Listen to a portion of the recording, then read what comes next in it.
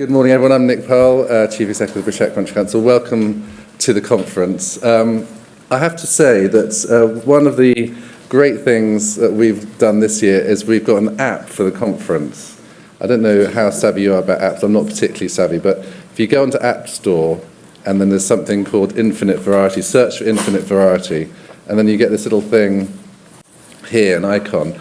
And that will be useful for you after the conference because you will get all the notes from each of the speakers. You'll be getting updates over the next week or two. So I hope you are tech savvy to be able to do an app. I do recommend it. If you're not, then we will be doing the normal sort of videos going up online. But if you can get online and get your app for Infinite Variety, I recommend it. Okay. Next thing to say, Wi-Fi. There are codes that you can do. I think it's venues is the code. If you want to know exactly how to do it, then a volunteer can help. There's the details about the app again. And there's some couple of kind of people out there who are going to create some dramatic event, I think. I'm not quite sure what's going to happen, but there are a couple of people out there. Go to the stand where there's lots of kind of paper everywhere and see what's going on. That's going to be a surprise. I don't really know what's going to happen on that either. There are various prizes. If you go and fill out the exhibitor forms, there's prizes if you visit them all, and also prizes if you visit our brilliant British Acupuncture Council stand. Even if you're not staying for dinner this evening, I hope you are, but if you're not, there is a free reception at 6, and that's been sponsored by Pro-D Seminars, so thanks for them. There are a couple of programme tweaks, changes. So Peter Firebrace, he's got some health issues, so he's no longer teaching, and Peter Moles stepped in. So thanks to Peter. I'm not sure if he's in the room, but thank you to Peter for stepping in. I mean, he's absolutely brilliant, and he'll lead the session instead. Also thanks to our main sponsors, Dongbang Acuprime, who've really helped us for this conference, and also they sponsor ARC Symposium. Actually, just one small point. So Phil Rose-Neal last night, apparently at 1 o'clock in the morning, dropped his car keys, a Merc car key. So if you do see, I don't know how come he's so rich to be able to afford a Merc, he's obviously doing very well in this practice, but if you do see a Merc car key, then give it to him. Otherwise, it looks like he's going to be locked out.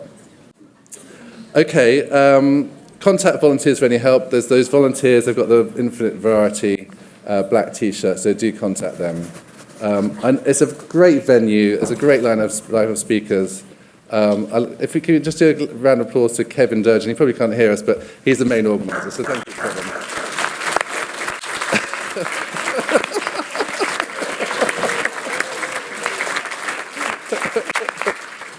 What a guy. So the other tweak in the programme is we've got Satish Kumar actually taking Hugh's place, and Hugh very kindly is now in Satish's place, and that's because of the timing of Satish's travel schedule. I mean, I think it's going to be brilliant to see how Satish links that environmental side to acupuncture. And we're keen to make those links with other organisations, from political parties to people who just share our values. So that's the start of something we want to do more of. Okay, I'm going to hand over to Hugh MacPherson. Now, Hugh is a star in the acupuncture world and has done some brilliant research, as you know. We've been talking about his great beekeeping as well. He doesn't only do research, he's a great beekeeper. He's got his badge saying, I'm with the National Institute of Health Research, which is the kind of main research organisation in the UK that the British Acupuncture Council is partnering with as a collaborative partner, but he's much more involved in that as in terms of funding. But also he's working globally with the World Health Organization on their traditional medicine strategy, and much, much more. And some of the research he's going to be talking about today, I think, will be really useful for us as we advocate to NICE and get acupuncture on the map in terms of guidelines.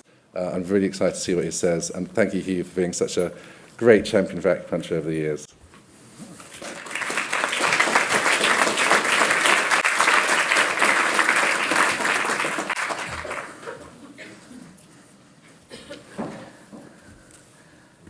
So thank you, Nick.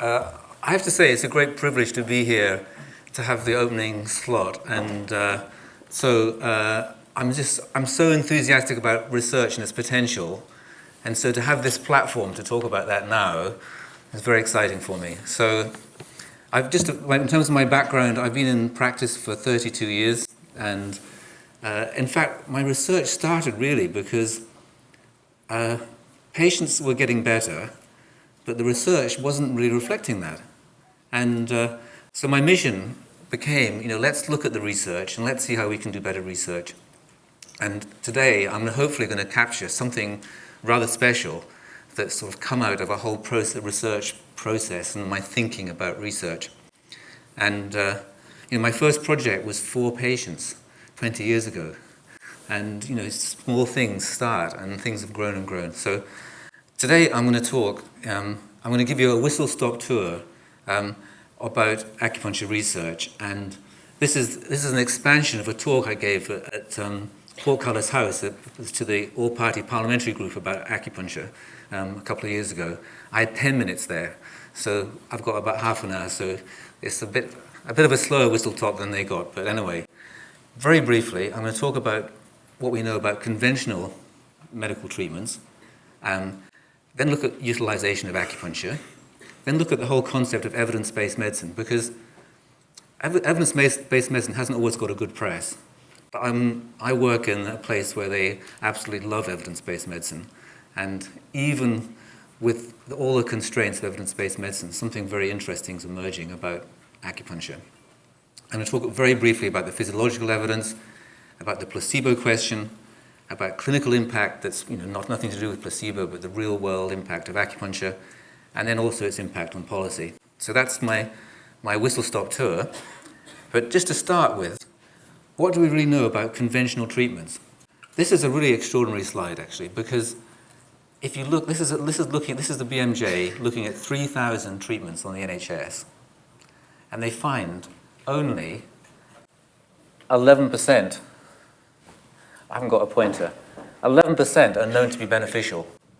Can you imagine that? We get beaten up in the acupuncture world because we don't have enough evidence. But actually, this is a universal problem across healthcare. Lots of things we don't know about. In fact, on that left-hand grey segment, 50%, we don't actually know if 50% of those 3,000 treatments are effective or not. You can get this on the website, the BMJ website. So this is the context. We're looking at acupuncture, but we should be rating ourselves against this rather than some artificial perfection that some people want us to meet. So, just a question about where do GPs think that they're not very effective? That's interesting because 95% of the GPs in this survey didn't think they were effective for treating musculoskeletal conditions. I mean, that makes sense, doesn't it? And also look at depression, eczema, chronic pain, irritable bowel. These are other areas where there's less than the GPs don't feel confident. And patients vote with their feet, of course, and these are areas where we commonly see patients.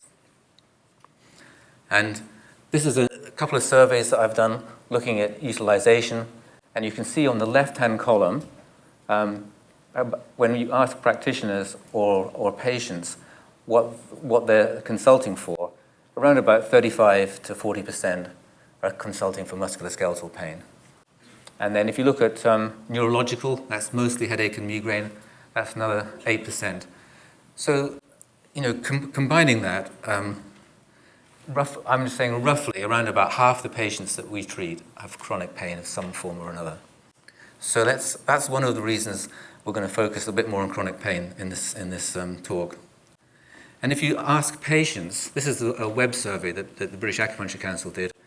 When patients get onto the website, they can click on a survey, which they did, and we find that 29% were interested in help with musculoskeletal problems. Interestingly also, at the bottom you can see 18% are interested in basically in fertility and gynecologically related problems. So that's a big proportion, and that's definitely going up. So that's a bit of background. I want to move on to evidence-based medicine, and the original definition was evidence-based medicine is about integrating clinical expertise with the best available external evidence. That sounds good, except they forgot about the patient. The patient's in there. That's who we treat. So they added in patient values and expectations. The problem with evidence-based medicine is it almost exclusively focuses on the top right circle of the external evidence. And because that can be analyzed from the literature, you can't analyze clinical judgment, you can't analyze patient values. So those dimensions get dropped off the map often. So when people analyze the external evidence, in evidence-based medicine, there's a hierarchy. And the hierarchy says, at the bottom of the hierarchy is case studies and so forth, cohorts, working your way up through randomized controlled trials, systematic reviews, and a meta-analysis. So this is like a hierarchy of increasing, averaging. The case study is probably the gold standard in traditional Chinese medicine. If you look at the classics, the case study is what's important. In evidence-based medicine, it's the meta-analysis. So what happens if we apply these methods to our field? Well, first of all, you look at the literature. And what's interesting about the literature is this huge increase in studies in the last 10 or 15 years. You can see that this is the number of citations in the Science Citation Index, and for the last 100 years. So from 1910 to 1970, virtually no research was done. And then suddenly, Nixon went to China, everybody got excited by acupuncture, lots of hospital-based physiological studies were done through the 70s and 80s. Then the other big change is that around about the year 2000, a huge increase in publications. So that's given us an opportunity to actually meta-analyze, to pull all that data together and see what happens. And one of the questions that we can start to answer is the placebo question. The placebo question is, I'm quoting from the House of Lords report, any discipline whose practitioners make specific claims to treat specific conditions should have evidence above and beyond the placebo effect. So that's the challenge that's been put to us. How does acupuncture rate above and beyond a placebo? Now you could look at this at the physiological level, and I'll just give you an example. This is a brain scan we did on an individual in New York at the Neuroimaging Center. In the brain scan, we needled one point, large intestine 4, on one side, in this particular scan, and the frontal cortex, there was decreased blood flow, definitely associated with the stimulation of the needle in the right hand. However, we also did a sham needle that didn't penetrate the skin, and there was no reaction in the frontal cortex. So this is just an example. In fact, virtually every physiological study shows changes. You put a needle in, something happens. Increased white cell count, improved heart rate variability, release of endorphins. All of these things are happening. So there's this fantastic array of physiological activity. And that's why acupuncture is incredibly plausible out there, because you have to think, if a needle goes in, something has to be happening. Anyway, I'm not going to talk any more about the physiology, just to say it's an important component of our work in terms of understanding, but doesn't actually answer the bigger question of, out there in the clinic, what happens in the clinic.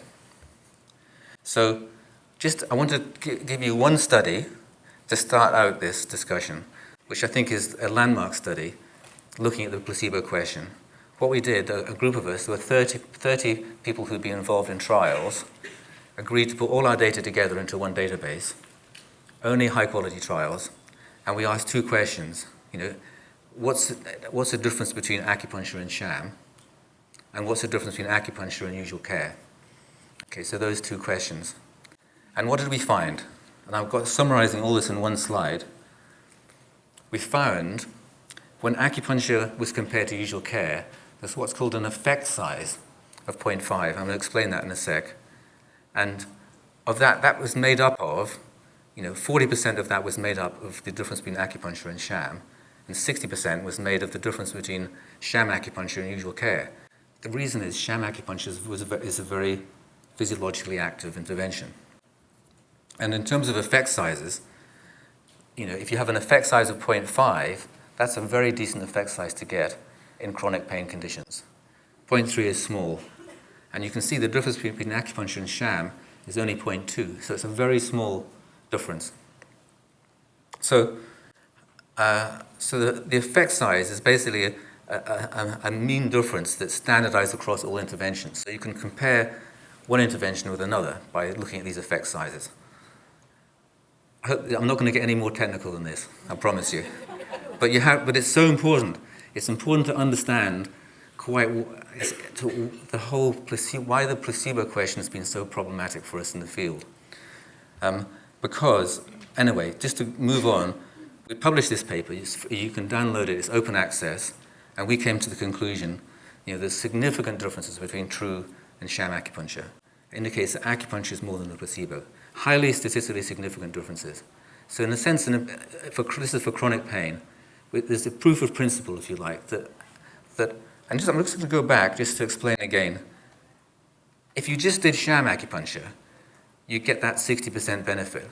That's the easy benefit to get. It's that extra 40% you get because you're not doing sham, you're doing real acupuncture. So there's no way these are the same when you have enough power and precision that we had in our study. Okay, so then we got the criticisms that came in. Well, whenever you publish something, there's always people that don't like it because it doesn't fit with what they thought. So David Cahoon, who's a pharmacologist, said, it hardly matters whether it's correct that acupuncture is better than sham. So this is the first time he admitted acupuncture outperforms sham. What really matters is that Vickers et al., Andrew Vickers was our lead statistician, showed that the difference is far too small to be of the slightest clinical interest. Okay, so in other words, he's moved the goalpost. Okay, all right, acupuncture is better than sham, but it's too small a difference. So we looked at the literature, and we looked at NSAIDs, because NSAIDs are used for chronic pain, ibuprofen, diclofenac. How do they perform against the placebo? And if you go to the BMJ, to the website, there's a big review that shows that actually NSAIDs versus placebo has a similar effect size of 0.23. Okay? So and he's a pharmacologist, all right? So our rebuttal, when he published this criticism in the BMJ, we immediately rebutted it and said, well, hang on a minute. In a chronic pain population, it's very, very hard to get a decent effect size. And a small one is 0.2. Well, it's very similar between acupuncture and NSAIDs. But look at the safety profile of NSAIDs. I mean, this is a paper published by the team at Radcliffe. These are serious academics. They find that 2,000 people a year die in the UK every year who wouldn't have died if they hadn't been taking NSAIDs. Now, just imagine, as acupuncturists, if it was one person dropped dead, what the hoo-ha that would happen. But this is so in terms of the safety profile, there's really no contest. Okay, so this is important. The reason this is all important is because it's about, we have to go out there and argue our case about acupuncture. And the question that follows from this is, why? Well, the question that keeps coming up, that people ask me, why are so many trials giving negative results? Because lots of trials give positive results, and lots of give negative results. Negative in the sense that there's no statistical difference. And the reason is this. It's because of the sample size. Okay, this comes back. This is why the effect sizes are so important. If you have an effect size of 0.5 that you're looking for, you only need 170 people in your trial. If you're looking for a small effect size of, say, 0.3, you need 500 in your trial. But an effect size of 0.2, which is what we now know is the difference between acupuncture and sham, you need 1,000 people in your trial. Because you can understand, the smaller the difference, the more patients you need to determine whether they are actually really different or not. So 1,000 people in your trial, you need that to determine an effect size of 0.2. But virtually no trial that looks at the difference between sham and real acupuncture is anything like as big. They're mostly, a fraction of that size. It's often 50 or 100 patients. If you've got such a small trial, it's a random thing, whether they're going to be as positive or negative. So almost every trial published looking at the sham question is underpowered. And that's if we can get that clear, we can say, okay, that's why they're underpowered. That's why they're showing a negative result. They haven't got the power. So this, in a sense, solves for me one of the problems about why there were so many negative trials, why the research looks so mixed in terms of its outcomes. So how do we interpret negative trials? I think I've just said that. Small effect size, large patient numbers are needed. Every trial is too small. So I just want to move on now. I've addressed the placebo question, and I want to look at the pragmatic trials, looking at acupuncture versus usual care, and I want to report on some of the studies that I've done in New York, which have some rather interesting findings when you put them all together. We originally did this back pain trial, which was published in the BMJ, and what we found was, if you can look at this graph, you see that it goes from baseline through to 24 months. There's two groups. The top line is acupuncture, the bottom line is usual care, and you can see the gap between the groups grows over time. So they had 10 acupuncture sessions in the first 3 months. And as time goes on, the score is improving. Up to 100 is no pain, but you can see huge improvements initially. And those improvements actually continue through to 2 years. So that's not typical. Most research, you see a benefit with the treatment which wears off pretty damn quick. And especially you can imagine most medications that are palliative, you stop the medication, the pain comes back.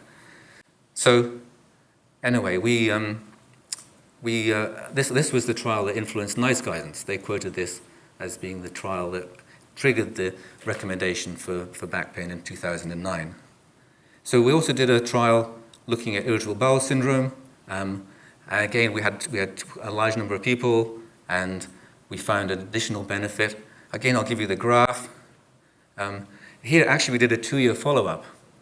Okay, but this also contradicts the whole placebo thing. People say, oh, people with irritable bowel are very susceptible to placebo effects. But placebo effects can't go on for 2 years. You know, it's here we've got, you can see this way it's upside down, the lower down the scale this time, the less pain. So the bottom line is the acupuncture, and the blue line is the usual care. So almost all the effect comes through in the first 3 months. There was 10 treatments. And then the difference between the groups stays the same pretty much right all the way through to 2 years. It's statistically significant at 12, and it loses significance, but the difference is pretty much consistent. Again, you know, people in the irritable bowel field, they say that's very untypical of IBS trials. And then the depression trial we've done, we had 755 patients. Actually, there's some people here who've participated in these trials, and I want to say thank you, by the way, as practitioners, because we used everyday practitioners practicing how they normally would, very pragmatic, because we want the whole benefit to come through. We don't want to constrain the practitioner any more than saying there's only so many treatments you've got to make a difference. So we find statistically significant results. And again, I'll just show you the graph. Here we had 3 arms. So we've got the bottom arm is the acupuncture, the green arm is the counseling, and the gray arm is the standard care. The lower you go, the more improvement there is.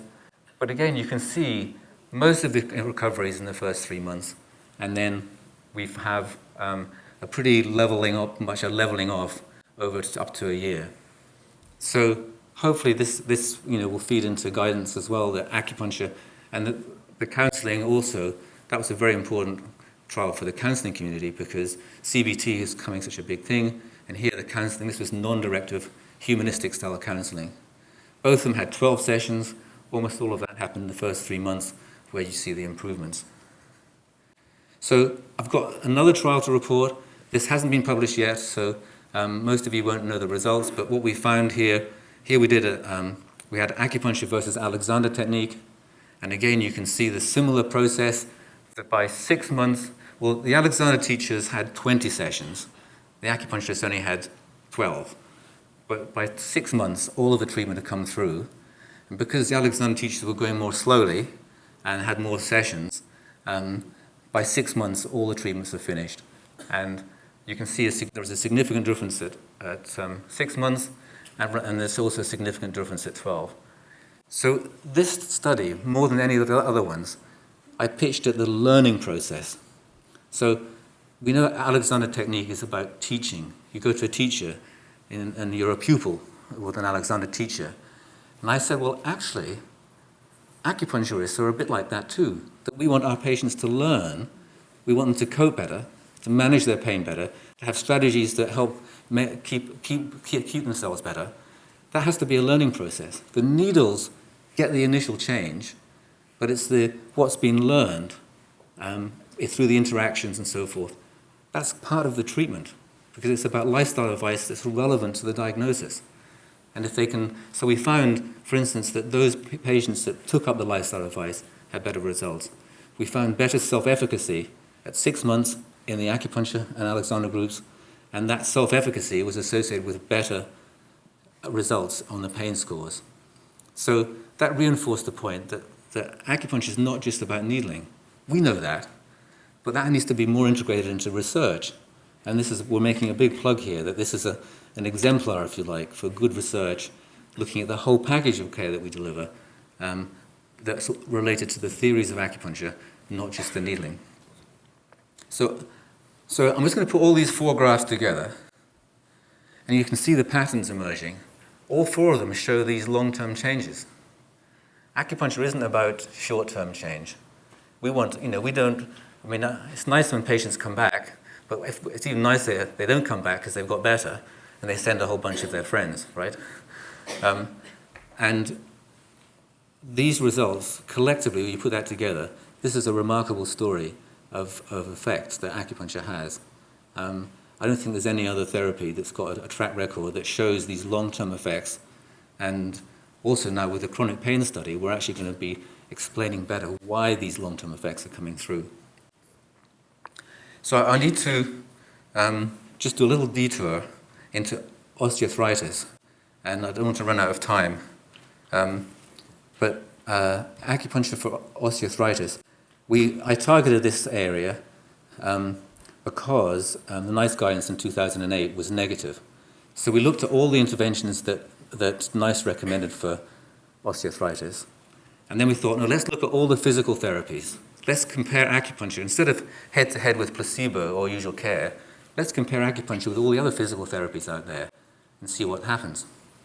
And so we published this paper. We did a big analysis. We had 140 trials across 20 therapies. We put them all into one big analysis and used very fancy statistics. And what we found was, that actually across all the physical therapies, acupuncture had the most high-quality studies. The only other area that had a lot of studies was muscle strengthening exercises. Then head-to-head, acupuncture actually statistically outperformed muscle strengthening exercises. So acupuncture not only was the best studied, with the best studies, the best, highest quality, the most of them, but also had the best results in terms of effectiveness. Now, the people who did this were my colleagues in the Center for Reviews and Dissemination in Europe. They were astonished. They had no preconceptions.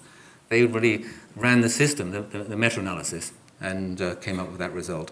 So that's been published in a journal, which unfortunately came out after NICE made its recent recommendation not to support acupuncture for osteoarthritis of the knee. Was that I think that was last year. However, just a couple of areas where we still have recommendations for back pain. I mentioned that before. We still have a recommendation coming out of research that acupuncture should be recommended for back pain, and acupuncture should be recommended for headache, and with some qualifications with migraine as well. So those 2 are recommendations. And the reason is because those are the areas, the whole chronic pain areas, where the most evidence is. I think we with osteoarthritis, we're going to make progress with that next time round, but we definitely had a challenge to try and convince them to recommend for osteoarthritis. The evidence is much the strongest for osteoarthritis, for acupuncture, and that has to come through. I have this belief the truth will get there in the end. So, what have we learned? Well, acupuncture for chronic pain, we know that's mostly what we deliver. For 50%, around 50%, we're dealing with chronic pain in our clinics. I think for some practitioners it's less, and for some it's more, it varies. But across the field, That seems to be roughly what we're talking about. And what we're finding that from the evidence base, we're in the top level. We have definite, unequivocal evidence that acupuncture is good for chronic pain. We're in that, remember that 11% I showed you for the NHS 3,000 treatments? We're in that top level of definitely beneficial. So we can think when we practice, we're definitely practicing evidence-based medicine. Then we've got the placebo, and so we have a moderate, and also we have a moderate effect size. We have, to get a moderate effect size for a chronic pain population is difficult. That's the effect size of 0.5. So we can feel very good that on average, we're getting a good effect for that. It's not just statistically significant, it's also substantial enough to be influential. And we're getting the long-term effects. There's few other therapies that can deliver that. And I think that we can feel very good that we have that potential to offer patients the whole, the appropriate advice geared towards their diagnosis, to ameliorate effects, to help them cope, to help reduce the effects of their problem over the longer term. The second thing is about acupuncture outperforming placebo. If anyone ever says to you, oh, isn't acupuncture all a placebo? You'll say, it is definitely not a placebo. At least we know that for chronic pain, where there's enough evidence. So you need enough evidence to draw this conclusion, because it's a small difference. So you need lots of statistical power to show that difference. And the effect size of acupuncture versus placebo, or versus sham, is pretty much the same as NSAIDs. And you wouldn't want to have NSAIDs if you're looking at the safety profile. So we can feel very good about acupuncture on that count. And we can feel good about it in terms of its ability to outperform other therapies. And we've got definite evidence on that for osteoarthritis. And I think we'll see more of that as more of these network meta-analyses, these meta-analyses that compare lots of different other physical therapies. We'll start to see the evidence for acupuncture coming through for back pain and for headache and migraine and so forth. And then this comes back to my last main point, because people will say, what about all these negative trials? Well, the answer is, the difference that's being sought is quite small, and if you don't have a big sample, you're not going to find it. It's going to be luck whether you have a negative or positive trial. Trials have to be big to find a small difference, and you need 1,000 patients in your trial, and that's virtually never been done. No one does that. You can't get, it's hard enough to get funding, let alone funding for 1,000 patients. And so people have just totally got the wrong end of the stick about sham acupuncture. They have this expectation that acupuncture should outperform sham in a very large way, but actually the reality, it's a small way. And there's things to think about. Why is sham so powerful? You put a needle in, you might be triggering all sorts of self-healing mechanisms that actually are similar to what acupuncture does. So sham acupuncture is quite powerful. But even though sham acupuncture is powerful, real acupuncture is, you're getting that extra 40% that I showed you before. So you don't want to be going to someone for sham acupuncture. You want that extra 40%. So just if you want to access any of these papers I've got, I think my slideshow will be available, probably on the app, in fact. But also I've got my website here, which is at the top, which all my papers are there, and most of them are open access, so you can download the papers.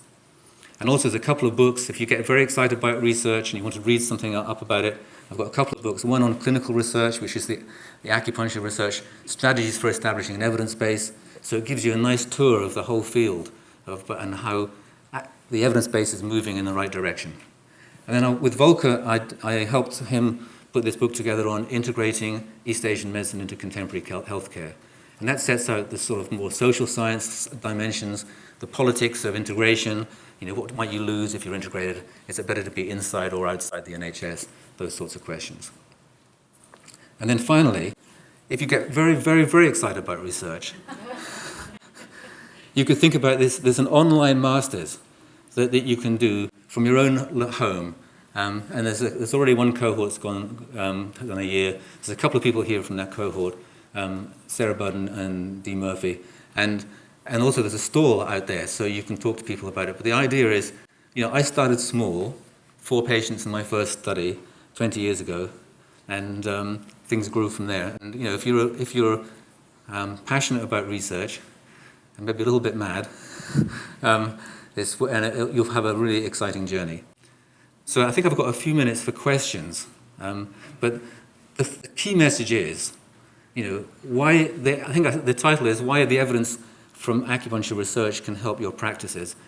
The key message is the evidence out there is looking very, very good compared to 5 or 10 years ago, and it's heading strongly in the right direction, which is absolutely backing us in terms of what we do. We are doing evidence-based medicine, even if we don't know it. Thank you very much.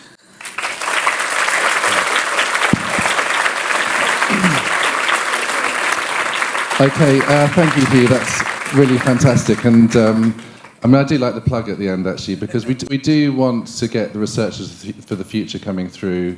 Hugh's a very young-looking guy, but we do need the new generation as well. But what is great in terms of the profession is I know you're confident in what you do and you're proud of what you do, but this research allows you to talk to your patients, obviously, and allows the British Acupuncture Council also to talk to policymakers and feel confident about what we do, and it's research-based. So it's incredibly important, and thank you, Hugh. That's a great summary and start to the conference. So we've got some time for questions. I'm ready to run around. Here we go. You briefly mentioned that in one of your books, you'd looked at the relationship between private practice, which is what most of us do, and working in the NHS, which is quite embryonic. Could you just say something briefly about both of those and how you see that from a sort of wider perspective? Was the question like, should we be working in the NHS or not? Or, yes. And what the merits of both are, because clearly many of us are in private practice. Yeah. As a profession, we've sort of grown up as independent practitioners, and that feels good. A lot of new practitioners like the idea of going into the NHS, and it's a good place, if you can get in there, it's a good place to get some experience. And I would encourage that. And also you get to talk to colleagues in the NHS, which is good for your future career. Quite a lot of nurses and physios are already working in the NHS, and they are adding acupuncture to their repertoire as well. So, but I guess what we don't want to do is to lose the integrity of our work and make compromises. And especially if we've been in practice a while, I think, well, speaking for myself, I like working how I work, and being independent has huge advantages and probably is financially a much better arrangement, and we don't have any bureaucracy. So, I'm an old hand. I'm probably not the best person to ask on that. We should ask someone who's in the NHS and say why it's good. But there are definitely advantages. There is actually a workshop that I'm leading tomorrow at 1:30 about working, if you want to work in NHS, what the opportunities are. But I agree with Hugh, it's a mixed bag, and over 95% of our members don't work in NHS, so it's a small amount.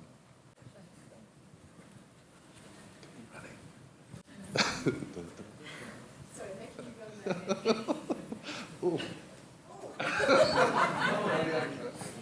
Hello. Hi, Hugh.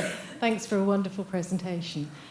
You've addressed so many very important issues, I think.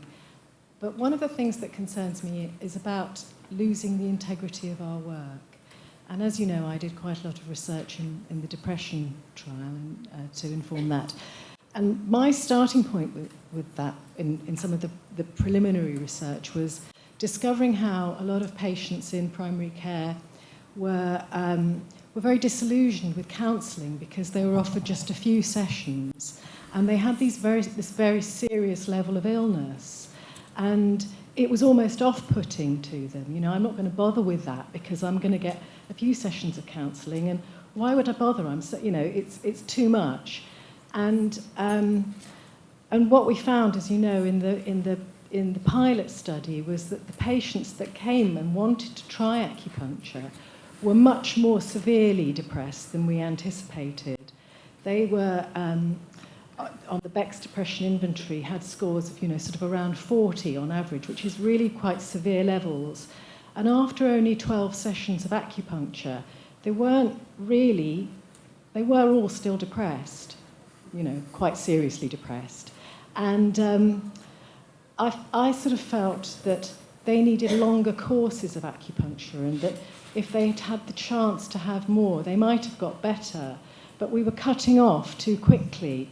And just as they were starting to get better, their treatment was ending. And so I felt quite concerned with that trial going forward, that here we were spending, well, I don't know how much that trial cost, was it about £800,000, investigating an intervention that actually wasn't really fit for purpose. And that what we needed to do was a lot more research before then. And my concern about it is really that depression's very heavily associated with socioeconomic deprivation. So this is a population who can't afford private acupuncture.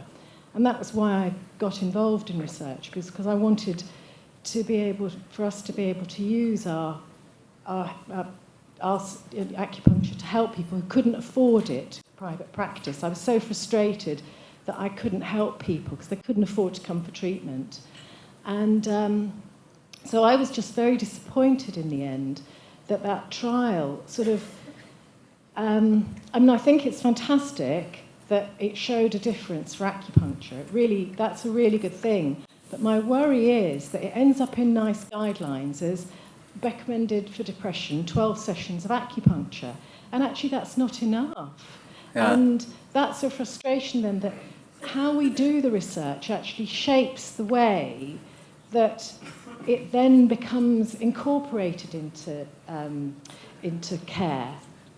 So my question is, how do we not lose the integrity of of the care that we could provide to people?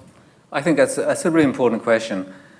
For me, the crucial component about the integrity is being able to practice how we normally do. The problem with the research is, and the way the NICE guidance work is, they like to have a package of care that, say 12 sessions or 10 sessions or so forth, and that constrains what you can do. And so I agree, for some of those patients, and Sylvia, I want to say thank you, by the way, for your work with the pilot study on the depression trial. The patients themselves, on average, we found after 12 sessions, they were still much better on average, but there'll be some patients that needed more time. I think that's inevitable. There's some patients actually probably needed less time, but research does have some constraints. You have a package. That's the way you raise money. You say, I've got a package of care. I want to see if that works. Interestingly, in terms of the severity, when we started the research, we had a focus group with patients, and we said, what should be the cutoff? How severe should the depression be before we should not offer acupuncture? And the people in the focus group said, hey, you can't cut off, you can't say your depression is too severe, so you can't have acupuncture. So we added, the severe end of the spectrum, which actually made the trial much more difficult to conduct, because you can imagine we had some very severely depressed people. And that probably would have called for a longer trial in theory. The trouble with a longer trial, though, it costs more to deliver. And now we found depression cost effective. If we'd done 20 sessions instead of 10, or I know it was 12, we might not find it cost effective. And that's exactly what we're finding. Well, this is off the record, by the way, but with the Alexander teaching trial, they had 20 sessions. They weren't cost effective because they had 20 sessions. 12 sessions is cost effective. So you have to sort of, figure out where on that spectrum you have to draw the line. And, in the patient interest, you'd have more sessions. But in terms of the practicalities of raising money and the politics of it, 12 was a compromise. Okay, we're out of time. So a final thank you to Hugh. I think it's been a great start to the conference. Thank you, Hugh. Thank you.